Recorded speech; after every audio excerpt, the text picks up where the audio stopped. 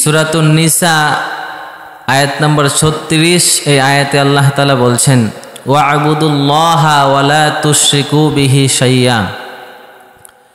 হে দুনিয়ার ইমানদারেরা, তোমরা আল্লাহর ইবাদত করো, আল্লাহর সাথে অন্য কাউকে শরীক করবা না, অংশীদার করবা না। ওয়া লা তুশরিকু বিহি শাইয়্যা ওয়া বিল ওয়ালিদাইনি ইহসানা। আল্লাহ নিজের হক বয়ান করার পরে আল্লাহ তাআলা আদেশ করলেন, তোমরা তোমাদের পিতামাতার সাথে সৎ আচরণ করো, ভালো আচরণ করো। প্রথমে কিন্তু আল্লাহ বললেন যে আমার ইবাদত করো, আমার সাথে অন্য কাউকে কি করিও না, শরীক করিও না। দ্বিতীয় নম্বরে আল্লাহ বললেন তোমাদের পিতামাতার সাথে সৎ আচরণ করো। শুধুমাত্র কেবলমাত্র পিতামাতার সাথে সৎ আচরণ করলে হবে না, আরও কিছু মানুষের সাথে আল্লাহ পাক সৎ আচরণ করার হুকুম করেছেন। যেমন ওয়াবিদিল কুরবা, আল্লাহ তাআলা বলেন তোমরা তোমাদের আত্মীয় স্বজনদের সাথে ভালো ব্যবহার করো। পিতামাতার সাথে সৎ আচরণ করার পাশাপাশি আত্মীয় স্বজনদের সাথেও কি আচরণ করতে হবে? সৎ আচরণ করতে হবে, ভালো আচরণ করতে হবে। শুধু তাই নয়, ওয়াবিদিল কুরবা ওয়াল ইয়াতামা, যারা ইয়েতিম মিসকিন এদের সাথেও ভালো ব্যবহার করতে হবে। যারা ভিক্ষুক, যাদেরকে আমরা মিসকিন বলে দাবি করি, ফকির এতিম বলে দাবি করি, এতিম আছে না যার মা নাই বাবা নাই, এই এতিমের সাথেও আমাদেরকে সৎ আচরণ করতে হবে। ওয়াল মাসাকিন, যারা মিসকিন ফকির মানুষের ঘরে ঘরে ভিক্ষা করে, এই লোকের সাথেও আমাদেরকে সৎ আচরণ করতে হবে। আবার আল্লাহ বললেন ওয়াল জারি দিল কুরবা, এমন প্রতিবেশী যেই প্রতিবেশী আত্মীয় বটে। আব্দুল্লাহ ইবনে আব্বাস রাদিয়াল্লাহু তাআলা আনহু এই আয়াতের ব্যাখ্যায় বলেন, যেই সমস্ত আত্মীয়, যেই সমস্ত প্রতিবেশী আত্মীয়, মানে প্রতিবেশী প্লাস আত্মীয়, এদের সাথেও ভালো ব্যবহার করো। ওয়াল জারিল জুনুব, যারা আত্মীয় না শুধুমাত্র এলাকার পাড়া প্রতিবেশী, এদের সাথেও ভালো আচরণ করো। ওয়াসসাহিবি বিল জামবি, যারা সহপাঠী আছে সহকর্মী, এদের সাথেও ভালো ব্যবহার করতে হবে। এক অফিসে আমরা চাকরি করি, একসাথে আমরা কাজ করি, মানুষের ঘরে ঘরে গিয়ে কাজ করি, একসাথে চলাফেরা হয় কি হয় না? তার মানে আমরা একসাথে যেই কাজটা করি এদেরকে বলা হয় সহপাঠী। কি পাঠী? আল্লাহ বললেন সহপাঠীদের সাথেও কি করো? ভালো আচরণ করো। আল্লাহ বললেন ওয়াসসাহিবি বিল জামবি, যারা তোমার সহপাঠী আছে তাদের সাথেও তোমরা ভালো আচরণ করো, ভালো ব্যবহার করো। ওয়াবনিস সাবিল, আর যারা মুসাফির পথিক মানুষ তাদের সাথেও তোমরা ভালো আচরণ করো। সুবহানাল্লাহ। যারা মুসাফির এদের সাথেও সুন্দর আচরণ করো, এদের সাথেও ভালো আচরণ করার আদেশ করেছেন কে? ইন্নাল্লাহা লা ইউহিব্বু, নিশ্চয় আল্লাহ পছন্দ করেন না মান কানা মুখতালা ফখুরা, যার অন্তরে বিন্দু পরিমাণ অহংকার আছে, যার অন্তরে সামান্য পরিমাণ অহংকার আছে, এমন অহংকারী বান্দাকে পছন্দ করে না কে?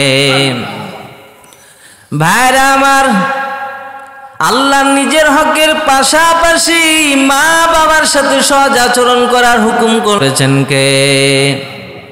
2 নাম্বার, সর্বোত্তম আমল কোনটি?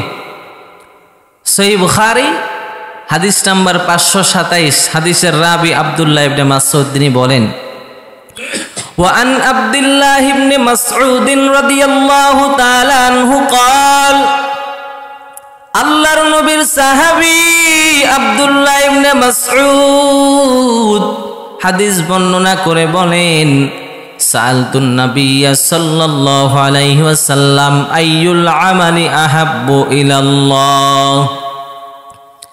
আব্দুল্লাহ ইবনে মাসউদ বলেন, আমি আমার রহমতের নবীকে প্রশ্ন করলাম, নবীজি আইয়ুল আমালে আহাব্বু ইলাল্লাহ, সব চাইতে উত্তম আমল যেটা আল্লাহ পছন্দ করেন সেই আমলটা বলেন। যেই আমলটা আমার আল্লাহর কাছে বড় দামি, যেই আমলটা আমার আল্লাহ বেশি পছন্দ করেন সেই আমলটা বলে দেন। এবার নবীজি বললেন, সাহাবী শুনো, সব চাইতে বেশি যে আমলটা আল্লাহ পছন্দ করেন সেটা হলো আসসালাতু আলা ওয়াক্তিহা, সময় মতো নামাজ পড়া। সুবহানাল্লাহ। আমরা যারা সময় মতো নামাজ পড়ি, মনে করতে হবে আমার আল্লাহর কাছে এটা শ্রেষ্ঠ আমল। সময় মতো নামাজ আদায় করতে পারা আল্লাহর কাছে দামি আমল। সাহাবী আবার বললেন, ইয়া রাসূলুল্লাহ সুম্মা আইয়ু, এরপরে সবচাইতে শ্রেষ্ঠ আমল কি? এবার নবীজি জবাব দেয়, সুম্মা বিররুল ওয়ালিদাইন। এ সাহাবী, আল্লাহর হকের পরে আল্লাহ যাদেরকে সবচাইতে প্রিয় আমল বলছে মা বাবার খেদমত করা। এরে আল্লাহর গোলাম, সবচাইতে শ্রেষ্ঠ আমল সময় মতো নামাজ আদায় করা কার কাছে? এরপরেই যে আমলটা আমার আল্লাহর কাছে প্রিয় মাহবুব, মা বাবার খেদমত করা। যদি আমরা মা বাবার সাথে ভালো আচরণ করি, সুন্দর ব্যবহার করি, আল্লাহর কাছে সেই আমলটা দামি হয়ে যায়। এরপরে আব্দুল্লাহ ইবনে মাসউদ বলেন, নবীজি এরপরে শ্রেষ্ঠ আমল কি বলেন? নবী বললেন, আল জিহাদু ফি সাবিলিল্লাহ। তৃতীয় নাম্বারের আমল, যেই আমলটা আল্লাহর কাছে বড় পছন্দ, সেই আমলটা হলো আল্লাহর রাস্তায় জিহাদ করা। কার রাস্তায় জিহাদ করা? সবচাইতে শ্রেষ্ঠ আমল আল্লাহর রাস্তায় বলেন কি করা? জিহাদ করা। তাহলে তিনটা আমলের কথা বলেন, কয়টা? প্রথম আমল হলো সময় মতো নামাজ পড়া, দ্বিতীয় আমল হলো পিতামাতার খেদমত করা, তৃতীয় আমল হলো আল্লাহর রাস্তায় জিহাদ করা। তিনটাই কার কাছে প্রিয়? আল্লাহ তাআলার কাছে প্রিয়। আজকের আলোচনাটা কি সম্পর্কে বলেন? পিতামাতার খেদমত। তাহলে আল্লাহর হকের পরেই আল্লাহ পাক পিতামাতার খেদমতের হকের বয়ান করেছেন। আল্লাহর হকের পরে আল্লাহ অন্য কোনো হক বর্ণনা করতে পারতেন, কিন্তু করছেন কার কথা বলছেন বলেন? পিতামাতার কথা। 3 নাম্বার, মায়ের কথা, মায়ের হকের ব্যাপারে হাদিসে 3 বার বললেন, বাবার কথা 1 বার বললেন। কারণ কি? তৃতীয় নাম্বার কথা বুঝতে পারছেন? মায়ের হকের ব্যাপারে হাদিসে কয়বার বলছেন? বাবার কথা 1 বার। কারণটা কি? কারণ মা এমন 3টা কষ্ট পায় যেই 3টা কষ্ট বাবা পায় না।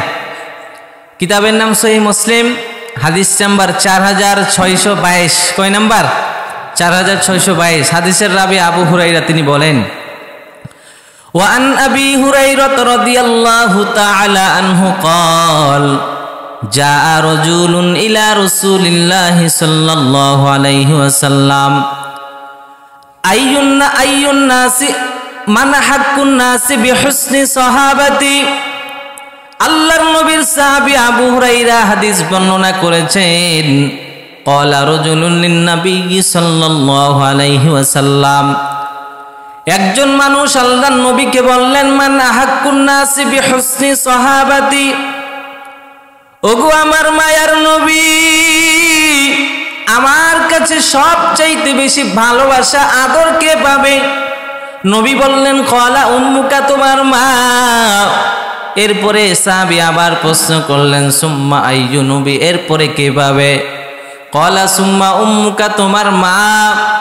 আবার সাহাবী প্রশ্ন করলেন, মান আহাক্কুন নাসি বিহুসনি সাহাবাতি। নবী বললেন, ক্বালা উম্মুকা, তোমার মা। মায়ের কথা কয়বার?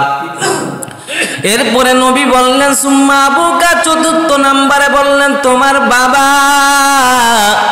3 বার মায়ের কথা বলার কারণ কি জানেন নি রে বাবা? আল্লাহ তাআলা অন্য আয়াতের মধ্যে বলেন, কারণ মা এমন 3টা কষ্ট পায়, এই 3টা কষ্ট বাবা কখনো পায় না। 1 নাম্বার মায়ের কষ্ট হলো হামালাতহু উম্মুহু কুরহা, মা সন্তানকে গর্ভে ধারণ করার কষ্ট পায়, যেই কষ্ট বাবা কখনো পায় না। বলেন 1 নাম্বার কষ্ট কি? মা সন্তানকে 10 মাস 10 দিন গর্ভে ধারণ করে, এই গর্ভে ধারণের কষ্ট মা পায়, বাবা পায় না। 2 নাম্বার কষ্ট ওয়া ওয়াদাআতহু কুরহা, মা প্রসব বেদনার কষ্ট পায়, বাবা প্রসব বেদনার কষ্ট পায় না। মা প্রসব বেদনার কষ্ট পায় কয় নাম্বার? 2 নাম্বার কষ্ট। 3 নাম্বার কষ্ট ওয়া হামলুহু ওয়া ফিসালু, মা সন্তানকে দুধ পান করানোর কষ্ট পায়, বাবাই পায় না। রাত্র গভীর হয়ে গেছে, সন্তান রাতের বেলা দুধ খাওয়ার জন্য কান্নার আওয়াজ, বাবা তো একদিকে মুখ করে ঘুমাইছে। মা রাতের বেলা সন্তানকে ঘুম পাড়ানোর জন্য মা দুধ পান করায় কি করায় না বলেন? আবার কত কষ্ট আছে, রাতের বেলা সন্তান প্রস্রাব করে দিয়েছে, মা আবার প্রস্রাবগুলো পরিষ্কার করে, পায়খানা করে দিয়েছে, মা পরিষ্কার করে। মায়ের কষ্ট আছে না নাই বলেন? তাহলে বাবার তুলনায় মা এমন 3টা কষ্ট পায়, যেই 3টা কষ্ট বাবা কখনো পায় না। কয় নাম্বার গেল? 4 নাম্বার, পিতামাতার অবাধ্যতার পরিণাম। পিতামাতার অবাধ্যতার পরিণাম বাবার কথা না শোনা। হাদিসের মধ্যে কি আসছে শুনেন, সহিহ বুখারী হাদিস নাম্বার 2654, মানে 2654। قال رسول الله صلى الله عليه وسلم ألا أنبئكم بأكبر الكبائر ثلاثة। আল্লাহর নবী রাহমাতাল লিল আলামিন বলেন, ও সাহাবা একরাম, আমি কি তোমাদেরকে এমন কঠিন ভয়ঙ্কর 3টা কবিরা গুনার কথা বলবো না নাকি? মানে এমন 3টা কথা বলবো সবচেয়ে বড় কবিরা গুনাহ। কি বললেন? এমন 3টা কথা তোমাদেরকে বলবো, এগুলো সবচেয়ে বড় কবিরা গুনাহ। 1 নাম্বার নবীজি বললেন আল ইশরাকু বিল্লাহ, আল্লাহর সাথে শিরিক করা। 2 নাম্বার ওয়া উকুকুল ওয়ালিদাইন, মা বাবার অবাধ্য হওয়া। 1 নাম্বার আল্লাহর সাথে শিরকি করা সবচেয়ে বড় কবিরা গুনাহ। 2 নাম্বার ওয়া উকুকুল ওয়ালিদাইন, মা বাবার সাথে অবাধ্য হওয়া, মা বাবার কথা না শোনা সবচেয়ে বড় কবিরা গুনাহ। 3 নাম্বার নবী বললেন ওয়া কানা মুত্তাকিয়ান ফাজালাসা, নবী আমার হেলান দেওয়া অবস্থায় ছিলেন, নবী এবার সোজা হইলেন। সোজা হইয়া নবী বলেন ফাকালা আলা ওয়া কাউলুজ জুর ওয়া শাহাদাতুজ জুর। 2টা কথা বললেন, নবী হেলান দেওয়া অবস্থায় ছিলেন। এবার নবী আমার সোজা হইয়া নবী সাহাবা একরাম কি বলেন, আলা ওয়া কাউলুজ জুর, সাবধান, মিথ্যা সাক্ষী দেওয়া থেকে তোমরা বিরত থাকবা, কারণ মিথ্যা সাক্ষী দেওয়া কবিরা গুনাহ, সবচেয়ে বড় কবিরা গুনাহ। ফামা জালা ইউকাররিরুহা হাত্তা কুলনা লাইতাহু সাকাতা, নবী আমার বারবার বারবার বলতেছেন উম্মত মিথ্যা সাক্ষী দিবা না, মিথ্যা সাক্ষী দিবা না, মিথ্যা সাক্ষী দিবা না, বারবার বলতেছেন। সাহাবা একরাম এক পর্যায়ে বললেন নবীজি আর বলতে হবে না।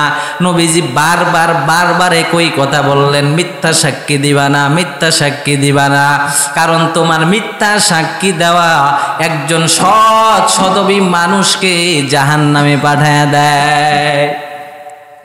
তুমি মিথ্যা সাক্ষী দিলে একটা ভালো মানুষের বিপক্ষে, লোকটা ভালো মানুষ, এই ভালো মানুষের বিপক্ষে একটা মিথ্যা সাক্ষী দিয়েছো, সারাটা জীবন জেলের ভাত খাইয়া জীবন শেষ। আবার রায় হলো 40 বছর পর, 40 বছর পর বিনা অপরাধে আবার খালাস। কি চিন্তা করলেন? একজনের ব্যাপারে মিথ্যা সাক্ষী দিয়ে একটা মিথ্যা মামলায় তাকে ঢুকিয়ে দিলেন। আপনার সাথে তার ফ্যামিলিগত হয়তো বা শত্রুতা ছিল, আপনি বিভিন্ন পলিটিক্স খাটিয়ে দিয়ে আপনার উপরের লেভেলের মানুষের সাথে ভালো সম্পর্ক থাকা সত্ত্বে আপনি কি ভাবছেন যে আমি যদি তাকে মিথ্যা মামলায় ঢুকিয়ে দিই তাহলে আমার লাভ হবে, তার আমি কি তার বিভিন্ন ফায়দা আমি লুটতে পারবো। এজন্য মিথ্যা সাক্ষী দিয়ে আপনি একজনকে জেলে ঢুকাই দিলেন। 40 বছর পর আবার বিনা দোষে সে বের হয়ে গেল, তো 40টা বছর দিয়ে তাকে আপনি কষ্ট দিলেন, এই কষ্টের ভাগিদার আপনাকে কে দিবে?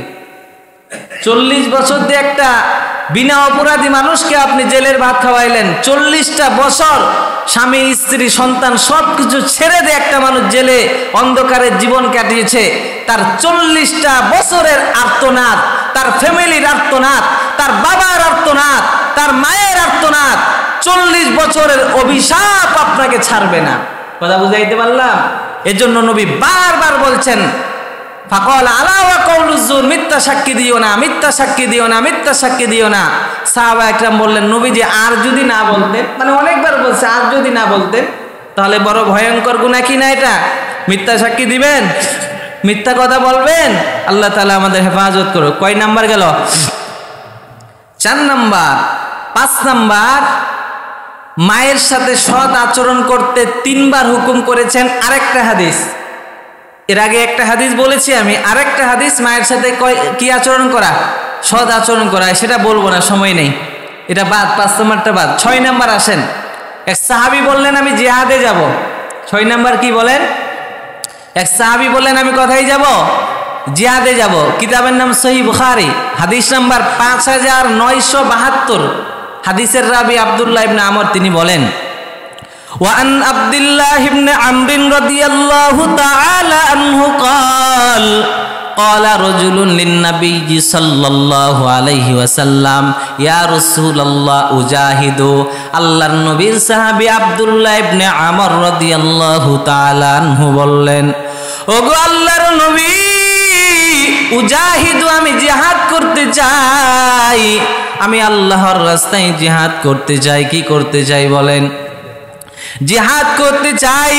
ফাকালা রাসূলুল্লাহ সাল্লাল্লাহু আলাইহি ওয়াসাল্লাম আলাকা আবওয়ান রাহমাতাল লিল আলামিন, বলেন তুমি যে আল্লাহর রাস্তায় জিহাদ করতে চাও, এ সাহাবী, তোমার মা বাবা দুনিয়ার জমিনে বেঁচে আছে কিনা বলো?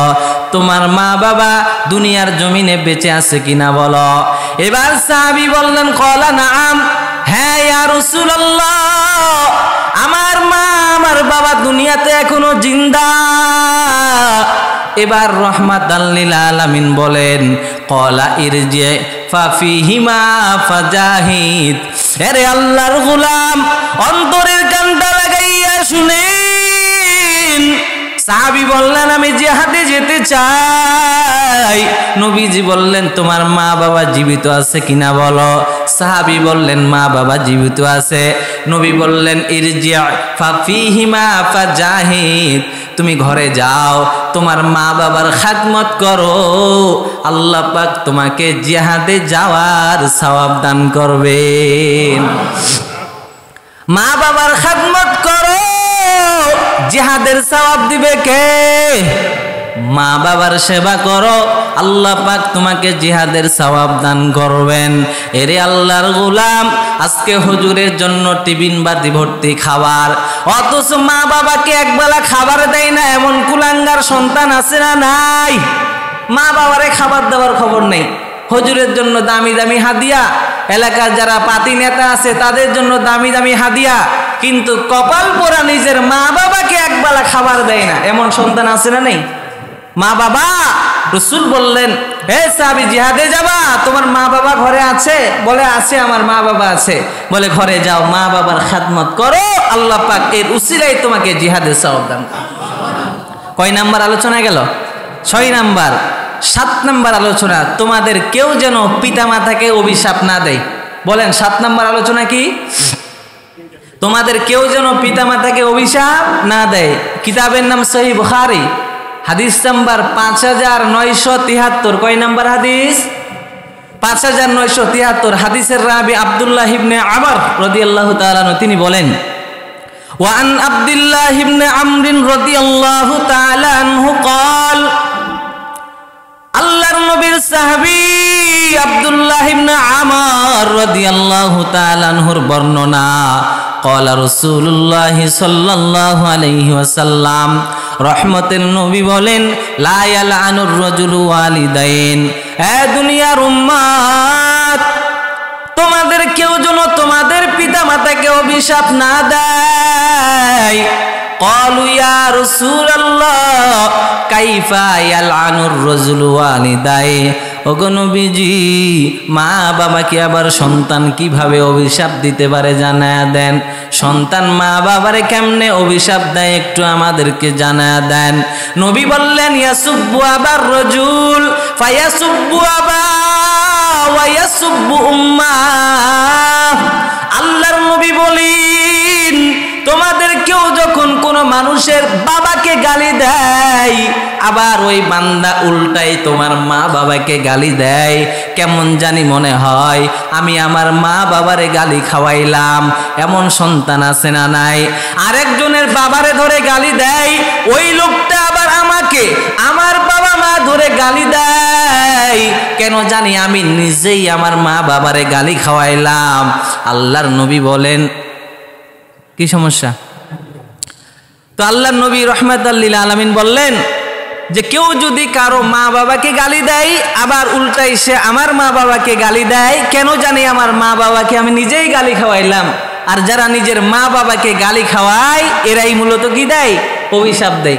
তাহলে আমরা কিভাবে আমার মা বাবাকে অভিশাপ দিই বলেন? কথাটা বুঝতে পারছেন আমার? আমরা আমাদের মা বাবাকে কিভাবে অভিশাপ দিই? মনে করেন আমি একজনের বাপ তুলে গালি দিলাম, এই তোর বাপ খারাপ, তোর মা খারাপ, মানে বিভিন্ন আরো খারাপ ভাষায় গালি দেয় না? ওই লোকটা আবার উল্টাই দিল, তোর বাপ মা ভালো নেই, তুই যে আমার মা বাবারে খারাপ বললি, তোর মা বাবা খুব ভালো, তোর মা বাবা তো আরো খারাপ। এই যে উল্টা গালি, কেন জানি মনে হচ্ছে, রাসূলুল্লাহ বলছেন, কেন জানি মনে হচ্ছে যে আমি আমার নিজের মা বাবাকে গালি খাওয়াইলাম, তার মানে এটাই হলো অভিশাপ। আল্লাহ তাআলা আমাদের তৌফিক দান করুন। কয় নাম্বার আলোচনা গেল? কয় নাম্বার? 7 নাম্বার। 8 নাম্বার, ইয়া রাসূলুল্লাহ, আমি আপনার ডানে বামে থেকে আপনার সাথে জিহাদ করতে চাই। আগেরটা ছিল আমি জিহাদে যাব, আর এখন বললেন ইয়া রাসূলুল্লাহ, আমি আপনার ডানে বামে থেকে কি করতে চাই? জিহাদ করতে চাই। হাদিসের রাবি মুয়াবিয়া ইবনে জাহিমা আস-সুলামি, কারণ মুয়াবিয়া, আমিরে মুয়াবিয়া একজন আছে না নেই? তিনি হলো মুয়াবিয়া ইবনে আবি সুফিয়ান, আর ইনি হলো মুয়াবিয়া ইবনে জাহিমা আস-সুলামি, হাদিসের রাবি। তিনি বলেন, وعن معاوية بن جاهمة السلمي رضي الله تعالى عنه قال إني كنت أرد الجهاد معك يا رسول الله। নবীর সাহাবী মুয়াবিয়া ইবনে জাহিমা আস-সুলামি বলেন, ইন্নী কুনতু আরাদ্দুল জিহাদ মাআকা ইয়া রাসূলুল্লাহ, ও নবীজি, আমি আপনার সাথে জিহাদ করতে চাই। ফাকালা রাসূলুল্লাহ সাল্লাল্লাহু আলাইহি ওয়াসাল্লাম, আহাইয়াতুন উম্মুকা, হে সাহাবী, তুমি যে আমার সাথে জিহাদ করবা, তোমার মা জীবিত আছে নাকি বলো? কি বললেন? আহাইয়াতুন উম্মুকা, তোমার মা জীবিত আছে? কলা নাম, হ্যাঁ আছে। নবী বললেন, ইরজি ফাবাররাহা, যাও ঘরে যাও, তোমার মায়ের সেবা করো। সুম্মা তাইতুহু মিনাল জানিবিল আখার, সাহাবীটা আবার আরেক পাশ দিয়ে আসলেন, নবীকে বললেন, ইয়া রাসূলুল্লাহ, ইন্নী কুনতু আরাদ্দুল জিহাদ, আমি আপনার সাথে জিহাদ করতে চাই। আমার উদ্দেশ্য হলো আবতাকি বিযালিকা ওয়াজহাল্লাহ ওয়াদ দারাল আখিরা, এই জিহাদের মাধ্যমে আমি আল্লাহকে খুশি করতে চাই, এই জিহাদের মাধ্যমে আমি আখিরাত কামাই করতে চাই। কি বললেন? এই জিহাদের মাধ্যমে আমি কাকে খুশি করব? আল্লাহকে খুশি করব, আর আখিরাত কামাই করব, পরকালে যেন আমি জান্নাত পাই, জান্নাত কামাই করতে যাই। আবার নবীজি বললেন, আহাইয়াতুন উম্মুকা, তোমার মা বেঁচে আসেনি? কলা নাম, হ্যাঁ আমার মা বেঁচে আছে। নবী বললেন, ইরজি ফাবাররাহা, যাও মায়ের সেবা করো। এভাবে 3 বার নবী আরেকবার সামনে দিয়ে আসলেন, নবীজি জিহাদে দিতে চাই। নবী আবার বললেন, মা জীবিত আছে? বলে হ্যাঁ আছে। নবী বললেন, ইলজাম রিজলাহা ফাসাম্মাল জান্নাহ, তুমি তোমার মার পাকড়ে ধরো, সেখানেই তোমার জান্নাত। সাউন্ডটা একটু বাড়ান তো হালকা। তাহলে নবীজি কি বললেন? 3 বার নবীজির কাছে আসলেন, একবার ডান দিক দিয়ে আসলেন, একবার বাম দিক দিয়ে আসলেন, একবার সামনের দিক দিয়ে আসলেন। নবীজি, আমি আপনার সাথে জিহাদে যাব। নবীজি 3 বারেই বললেন, আহাইয়াতুন উম্মুকা, তোমার মা জীবিত আছে? 3 বারে জবাব, কলা নাম, হ্যাঁ আমার মা জীবিত আছে। নবীজি বললেন, ইলজাম রিজলাহা ফাসাম্মাল জান্নাহ, মায়ের পা আঁকড়ে ধরো, মানে মায়ের সেবা করো, ফাসাম্মাল জান্নাহ, তোমার জান্নাত সেখানে রয়েছে। এজন্য তো নবী বললেন, ইন্নাল জান্নাতা তাহতা আকদামিল উম্মাহাত, জান্নাত তোমাদের মা বাবার পায়ের নিচে। কার নিচে? মা বাবার সেবা করো, মা বাবার পায়ের নিচে তোমার জান্নাত রয়েছে। সময় যেহেতু নাই, 9 নাম্বার 10 নাম্বার 2টা কথা আছে না নেই? আর কয়টা কথা আছে? 2টা শেষ করতে দিবেন তো ইনশাল্লাহ? 9 নাম্বার আলোচনা, মাকে বেশি ভালোবাসার পরিণাম। মাকে বেশি ভালোবাসার পরিণাম। হাদিসের রাবি আম্মা জান আয়েশা সিদ্দিকা রাদিয়াল্লাহু তাআলা আনহা তিনি বলেন, ওয়া আন আয়েশা রাদিয়াল্লাহু তাআলা আনহা ক্বালাত قال رسول الله صلى الله عليه وسلم رأيتني في الجنة। আম্মা জান আয়েশার বর্ণনা, আল্লাহর নবী বলেন, ও আয়েশা, আমি স্বপ্নে দেখলাম আমি জান্নাতের মধ্যে আছি। বলেন না সুবহানাল্লাহ। ও আয়েশা, আমি স্বপ্নে দেখলাম আমি কোথায় আছি? আমি জান্নাতের মধ্যে আছি রে আয়েশা। এমন সময় ফাসামি'তু সাউতা কারিয়ান ইয়াকরাউ, এমন সময় আমার কানে একজন কারির কুরআন তিলাওয়াতের আওয়াজ। এমন সময় আমি শুনতে পাই একজন কারি সাহেব কুরআন তিলাওয়াত করতেছেন, আর আল্লাহ পাক আমাকে ওই কুরআন তিলাওয়াত আমার কানে শোনায়া দিলেন। ফাকুলতু মান হাযা ইয়া মালাইকা, আমি বিশ্বনবী, মালাইকা মানে ফেরেশতা, ফেরেশতাদেরকে জিজ্ঞাসা করলাম আমার কানে কার কুরআন তিলাওয়াতের আওয়াজ? ক্বালু হারিসা ইবনে নুমান, ও নবী, আপনি যার কুরআন তিলাওয়াতের আওয়াজ শুনতেছেন সেই সাহাবীর নাম হলো হারিসা ইবনে নুমান। নবী বললেন, এই হারিসা ইবনে নুমানের কুরআন তিলাওয়াতের আওয়াজ আমার কানে কেন? কাযালিকাল বিররু কাযালিকাল বিররু ওয়া কানা আবাররান নাসি বিউম্মিহি। হারিসা ইবনে নুমান এমন একজন সাহাবী ছিল, এই হারিসা ইবনে নুমান মায়ের এত ভক্ত ছিল, মাকে এত ভালোবাসতো যে আল্লাহ পাক বিশ্ব নবীকে জান্নাতে তার কুরআন তিলাওয়াত শোনাইছেন। মায়ের সেবার কারণে জান্নাতে আল্লাহ পাক তার কুরআন তিলাওয়াত শোনাইছেন আমাদের নবীকে। কাকে মহব্বত করার কারণে? মায়ের মহব্বত করার কারণে। আজকে তো মাকে আমরা দেখি না, 2 ভাইয়ের মধ্যে ঝগড়া, তুমি মাকে 15 দিন নাও, আমি 15 দিন, কেন ভাগাভাগি? আরে আমি আমার মাকে খাওয়াবো, তুমি খাওয়াও না খাওয়া দেখার টাইম নেই। মাকে নিয়েও ভাগাভাগি চলে, বাবাকে নিয়েও ভাগাভাগি চলে। কেন ভাই? আপনি চাকর বাকরকে খাওয়াইতে পারতেছেন, আপনার 2টা 3টা ছেলে মেয়ে তাদেরকে খাওয়াইতে পারতেছেন, তাদের লেখাপড়ার খরচ চালাইতে পারতেছেন, প্রাইভেটের খরচ চালাইতে পারতেছেন। আপনার বৃদ্ধ মা বাবা সারা দিন মিলে 1/2 কেজি চাউলের ভাত খাইতে পারবে না 2 জন মিলে, আপনি সেই মা বাবাকে নিয়ে কেন টেনশন করতেছেন? আরে মা বাবার সেবা করো, আল্লাহ পাক তোমাকে মা বাবার বদৌলতে জান্নাত দান করবেন। কয় নাম্বার আলোচনা গেল? 9 নাম্বার। 10 নাম্বার আলোচনা, মায়ের সেবার পুরস্কার, হযরতে ওয়াইস কারনী রহমাতুল্লাহি আলাইহির ঘটনা। এটা বলেই আজকের আলোচনা ইনশাআল্লাহ আমি শেষ করব। মায়ের সেবার পুরস্কার কেমন পাইছেন তারা? আল্লাহ নবীর জামানায় হযরতে ওয়াইস কারনী রহমাতুল্লাহি আলাইহি ইসলাম গ্রহণ করে মুসলমান হয়েছিলেন। মুসলমান হওয়ার পর আল্লাহ নবীর কাছে একটা পত্র লিখলেন, চিঠি লিখলেন। চিঠির মধ্যে লিখে দিলেন, নবীজি, আমার নাম ওয়াইস কারনী, আমি মুসলমান হয়েছি। ও নবী আমার বাড়ি হলো ইয়ামান। ইয়ামান থেকে নবীজির মদিনা 1267 কিলোমিটার। কয় কিলোমিটার? ও নবী, আমার দীর্ঘ পথ, আমার মা বড় অসুস্থ, আপনাকে আমি দেখতে চাই, আপনার সাথে আমি সাক্ষাৎ করতে চাই। এই চিঠিতে যখন লেখার পর নবীজি সাল্লাল্লাহু আলাইহি ওয়াসাল্লাম চিঠির জবাবে লিখেন, ওয়াইস কারনী, আমার সাথে সাক্ষাৎ করার তোমার প্রয়োজন নাই, তুমি তোমার মায়ের সেবা করো, সেখানেই তোমার জন্য সৌভাগ্য আছে।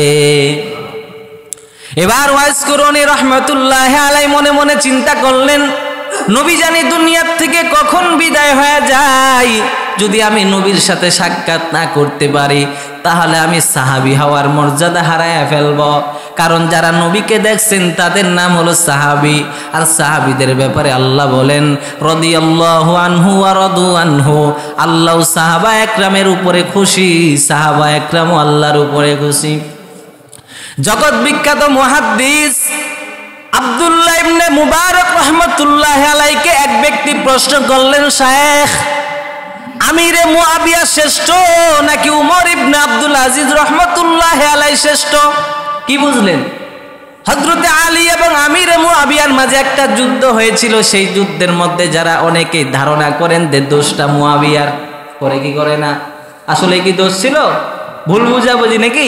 দোষটা কার? হযরতে আমিরে মুআবিয়ার। এই জন্য একটা লোক প্রশ্ন করলেন, আমিরে মুআবিয়া শ্রেষ্ঠ হবে নাকি উমর ইবনে আব্দুল আজিজ রহমতুল্লাহ আলাইহি শ্রেষ্ঠ হবে? কারণ উমর ইবনে আব্দুল আজিজ হযরতে উমর রাদিয়াল্লাহু তাআলা আনহুর ছেলের ঘরের নাতি, মানে ছেলের ঘরের নাতি বুঝেন, ছেলের পোতা, ছেলের ছেলে।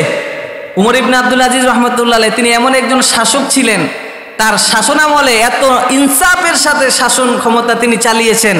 একই চারণভূমিতে বাঘ আর ছাগল একসাথে ঘাস খেয়েছেন, কোনো সময় বাঘ ছাগলকে আক্রমণ করে নেই। সুবহানাল্লাহ। তো এই লোকটা প্রশ্ন করলেন যে উমর ইবনে আব্দুল আজিজ রহমতুল্লাহ আলাইহি তিনি সাহাবী ছিলেন না, কিন্তু ন্যায়পরায়ণ একজন বাদশা ছিলেন, শাসক ছিলেন, তিনি শ্রেষ্ঠ নাকি হযরত আমিরে মুআবিয়া শ্রেষ্ঠ? তখন আব্দুল্লাহ ইবনে মুবারক রহমতুল্লাহ জবাব দিলেন, আরে ভাই তুমি কি প্রশ্ন করো? আমিরে মুআবিয়া যখন নবীদের সাথে জিহাদে যেতেন, জিহাদে যাওয়ার সময় যেই ধুলা বালি আমিরে মুআবিয়ার নাকে লাগছে, এই ধুলা বালিটা উমর ইবনে আব্দুল আজিজের চাইতে কয়েক হাজার গুণ বেশি শ্রেষ্ঠ। কি চিন্তা করলেন? হযরতে আমিরে মুআবিয়া শ্রেষ্ঠ নাকি উমর ইবনে আব্দুল আজিজ রহমতুল্লাহ আলাইহি শ্রেষ্ঠ? তখন আব্দুল্লাহ ইবনে মুবারক রহমতুল্লাহ জবাব দেয়, ভাই তুমি কি প্রশ্ন করলা? কথাই সাহাবী আর কথাই একজন তবে তাবিঈন। এই মুআবিয়া যখন নবীজির সাথে জিহাদে যেতেন, জিহাদে তার নাকে যে ধুলিগুলো লাগছে, এই ধুলিটা কয়েক হাজার গুণ উমর ইবনে আব্দুল আজিজ এই ধুলির সমান হবে না। তাহলে চিন্তা করছেন? এরে নবীর উম্মতের দল, এবার নবীজি বললেন তুমি তোমার মায়ের সেবা করো, আমার সাক্ষাৎ করার তোমার প্রয়োজন নাই। এবার আল্লাহর নবী উমরকে ডাক দিয়ে বলেন, ওমর আমি বিশ্ব নবী হয়তো বা দুনিয়ার জমিনে থাকবো না, তবে তোমাকে একটা ওসিয়ত করিয়া যাই। ওমর, ইয়ামানের কারণ নামক এলাকা থেকে একজন দরবেশ মদিনায় আসবে, আমাকে তালাশ করার জন্য, আমাকে খোঁজার জন্য আসবে। ওমর আমি নবী যদি দুনিয়ায় না থাকি, তুমি ওই লোকটার কাছে তোমার নিজের জন্য দোয়া নিবা। কাকে বললেন? উমর রাদিয়াল্লাহু তাআলা আনহুর মতো মানুষকে নবীজি এই কথা বললেন। আর বললেন যে উমর সম্পর্কে নবীজি বলতেন, আনা খাতামুন নাবিয়্যিন লা নাবিয়্যা বাদি, আমি নবী শেষ, সর্বশেষ নবী, আমার পরে আর কোনো নবী আসবে না। লাউ কানা বাদি নাবিয়্যুন লাকানা উমর, যদি আল্লাহ পাক আমার পরে কাউকে নবী বানাইতেন, আমার উমরকে নবী বানায় দিতেন। অথচ এই উমরের ব্যাপারে নবীজি বলেন, উমর ওই লোকটা মুস্তাজাবুদ দাওয়া, আল্লাহ পাক তার দোয়া কবুল করেন, তুমি তার কাছ থেকে তোমার ব্যাপারে দোয়া করায় নিও। এরপরে হযরত ওমর ইয়ামান থেকে যখন এই কোনো কাফেলা মদিনায় আসতেন, হযরত ওমর সেখানে চলে যাইতেন আর বলতেন, ভাই তোমাদের কাফেলা কারণ নামক এলাকা থেকে কোনো মানুষ আসছে নাকি? নাম তো জানে না, কারণ নামে এক এলাকা থেকে তোমাদের এখানে কোনো মানুষ আসছে নাকি? নবীজি বলছেন তার আকার এরকম হবে, নবীজি বলছেন তার ধরন এরকম, দরবেশ টাইপের মানুষ, তাকে দেখলেই তুমি চিনতে পারবা। বারবার যাইতে যাইতে একবার ওমর খবর পাইলেন যে করণ নামে এলাকা থেকে একদিন ওই দরবেশের কাছে যাওয়ার পর ওমর রাদিয়াল্লাহু তাআলা তাকে সম্মান করলেন। সম্মান করার পর বললেন, হে ভাই তুমি আমার জন্য দোয়া করো। এবার ওয়াইস করনি রহমতুল্লাহ আলাই চোখের পানি ছেড়ে দিলেন, ভাই আমি কেন দোয়া করব তোমার জন্য? এবার বললেন, আমি নবীজির সাহাবী ওমর, আল্লাহর নবী আমাকে বলে গিয়েছে ওমর, করণ নামে এলাকা থেকে ওয়াইস করনি একজন দরবেশ আসবে, সেই দরবেশের কাছে তুমি তোমার জন্য দোয়া করাই নিবা। এই কথা যখন বলছেন, ওয়াইস করনি রহমতুল্লাহ আলাই খুশিতে চোখের পানি ছেড়ে দিয়েছে। যদিও সাহাবী হতে পারে নাই, কিন্তু নবীজি উমরের মতো মানুষকে তার কাছে দোয়া নেওয়াইছেন, তাহলে আল্লাহ পাক মায়ের সেবার কারণে ওয়াইস করনি রহমতুল্লাহ আলাইকে, সাহাবী যদিও সে সাহাবী থেকে বঞ্চিত হয়েছে, কিন্তু আল্লাহ পাক তাকে সাহাবী, তার কাছ থেকে দোয়া নেওয়াইছেন। সুবহানাল্লাহ। তিনি সাহাবী হতে পারেননি, রাসূলুল্লাহর ইন্তেকাল হয়ে গিয়েছিল, সাহাবী হতে না পারলেও সাহাবী তার কাছ থেকে দোয়া নিয়েছেন। কিসের বদৌলতে? মায়ের সেবার বদৌলতে। আজকে তো আমরা মা বাবার সেবা করি না। বাজারে গেছি, আব্বুকে ফোন দিয়ে তো বলতে পারি যে আব্বু তোমার জন্য কিছু আনবো, এগুলো তো আমরা শিখি নাই। ছেলের জন্য বিস্কিট সব কিছু আনতেছি, বাবা যে একটা অসুস্থ হয়ে পড়ে আছে কি আনতে হবে সেই খবর আমার মাঝে নাই। আছে? কথা বলেন না কেন? অবাস্তব কথা বলতেছি আমি।